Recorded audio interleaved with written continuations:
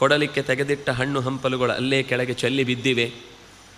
ಅಜಿನವನ್ನು ಬಿಡಿಸಿ ಇಟ್ಟದ್ದು ಹಾಗೆ ಮಡಚಿಕೊಂಡು ಅರೆಬರೆಯಾಗಿ ತೆರೆದು ಬಿದ್ದಿದೆ. ಇಂತಹ ನಿಜಸ್ಥಾನಂ, ತನ್ನ ಮನೆಯ ಪರಿಸರದ ಎಲ್ಲ ವಸ್ತುಗಳು ಎಲ್ಲೆಲ್ಲೋ ಚೆಲ್ಲಾಪಿಲ್ಲಿ ಆಗಿದ್ದನ್ನು ಗಮನಿಸಿ ವಿಲಲಾಪ ಪುನಃ ಪುನಃ. ಏನೋ ಹೆಚ್ಚು ಕಮ್ಮಿ ಆಗಿದೆ, ಎಳೆದಾಡಿದ್ದೋ ಅಥವಾ ಯಾವುದೋ ಪ್ರಾಣಿ ದಾಳಿ ಮಾಡಲಿಕ್ಕೆ ಬಂದಾಗ ತಪ್ಪಿಸಿಕೊಳ್ಳಿಕ್ಕೆ ಮಾಡಿಕೊಂಡದ್ದೋ ಏನೋ ಆಗಿದೆ.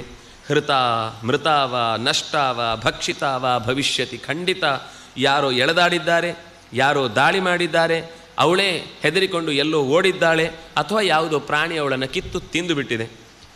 ನಿಲೀನಾಪ್ಯಥವಾ ಭೀರುಹು ಅಥವಾ ವನಮಾಶ್ರಿತ, ಎಲ್ಲೋ ಅಡಗಿ ಕೂತಿರಲೂಬಹುದು, ಅಥವಾ ಯಾವುದೋ ದಿಕ್ಕೆಟ್ಟು ಯಾವುದೋ ಕಾಡಿನಲ್ಲಿ ಆಶ್ರಯವನ್ನು ಪಡೆದುಕೊಂಡು ಈ ಸ್ಥಳದಿಂದ ದೂರಕ್ಕೂ ಹೋಗಿರಬಹುದು, ಗೊತ್ತಿಲ್ಲ. ಗತಾ ವಿಚೇತುಂ ಪುಷ್ಪಾಣಿ ಫಲಾನ್ಯಪಿ ಚವಾ ಪುನಃ ಅಥವಾ ಪದ್ಮಿನೀಂ ಯಾತ ಜಲಾರ್ಥಂ ವಾ ನದೀಂ ಗತಾ.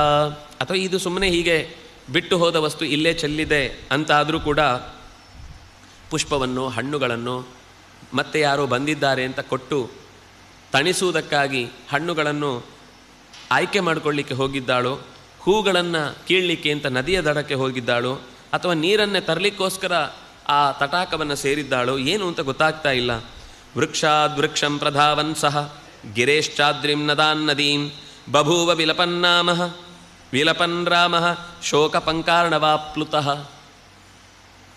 ಕಾಡಿನಿಂದ ಕಾಡಿಗೆ, ನದಿಯ ದಡದಿಂದ ಮತ್ತೊಂದು ನದಿಯ ದಡಕ್ಕೆ, ಬೆಟ್ಟಗಳಿಂದ ಬೆಟ್ಟಗಳ ನಡುವೆ ಹುಡುಕಿ ಹುಡುಕಿ ಸೀತೆಯ ಪ್ರತಿಯೊಂದು ಮುಂದೆ ಒಂದು ಅಧ್ಯಾಯ ಪೂರ್ತಿ ಅಲ್ಲಿರುವ ಪ್ರತಿಯೊಂದು ಮರ ಗಿಡ ಮಟ್ಟುಗಳನ್ನೆಲ್ಲವನ್ನೂ ಮಾತಾಡಿಸಿದ್ದಾನೆ. ಯಾವುದೋ ಒಂದು ಹೂ ಅರಳಿ ನಿಂತಿದೆ ಅಂದರೆ ಸೀತೆಯನ್ನು ನೋಡಿದ್ಯಾ ಹೇಳು, ಗೊತ್ತಾದರೆ ಯಾವ ದಿಕ್ಕು ಏನು ಎತ್ತ ಏನಾಯಿತು ಒಂದಿಷ್ಟು ವಿಷಯ ತನಗೆ ತಿಳಿಯುವಂತಾಗಲಿ ಅಂತನ್ನೋದಕ್ಕೋಸ್ಕರ ಎಲ್ಲವನ್ನೂ ಮಾತಾಡಿಸ್ತಾನೆ. ಕೆಲವು ರಾಮ ಬಂದ ತಕ್ಷಣ ಓಡಿ ಹೋಗ್ಲಿಕ್ಕೆ ಶುರು ಮಾಡುತ್ತೆ. ಕಿಂ ಧಾವಸಿ ಪ್ರಿಯೇ ದೂರಂ ದೃಷ್ಟಾಸಿ ಕಮಲೇಕ್ಷಣೆ ವೃಕ್ಷೇರಾಚ್ಛಾದ್ಯ ಚಾತ್ಮಾನಂ ಕಿಮ್ಮಾಂನ ಪ್ರತಿಭಾಷಸೆ.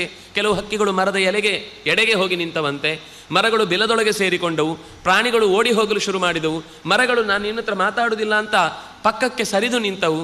ಇದೆಲ್ಲವನ್ನು ನೋಡಿ ನೀವು ಕೂಡ ಸೀತೆಯನ್ನು ಕಳ್ಕೊಂಡ ನನ್ನ ಭ್ರಷ್ಟತನಕ್ಕೆ ಉಳಿಸಿಕೊಳ್ಳಿಕ್ಕಾಗಲಿ ನಿನ್ನ ಏನು ಯೋಗ್ಯತೆ ಇದೆ ಅಂತನ್ನುವ ಹಾಗೆ ನನ್ನನ್ನು ದೂರ ಇಟ್ಟು ಮಾತಾಡ್ತಾ ಇದ್ದೀರಾ? ಯಾಕೆ? ಯಾರು? ಏನು ನನ್ನ ಬಳಿ ಪ್ರತ್ಯುತ್ತರವನ್ನು ನೀಡ್ತಾ ಇಲ್ಲ.